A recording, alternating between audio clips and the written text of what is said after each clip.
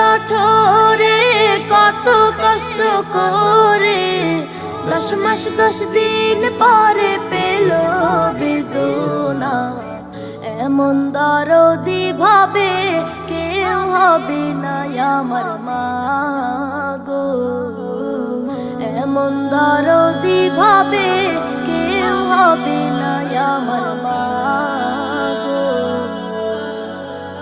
কি বলবো প্রসবের ব্যথা, মা বিনে সেই কথা কেউ তো বুঝবে না মা গো।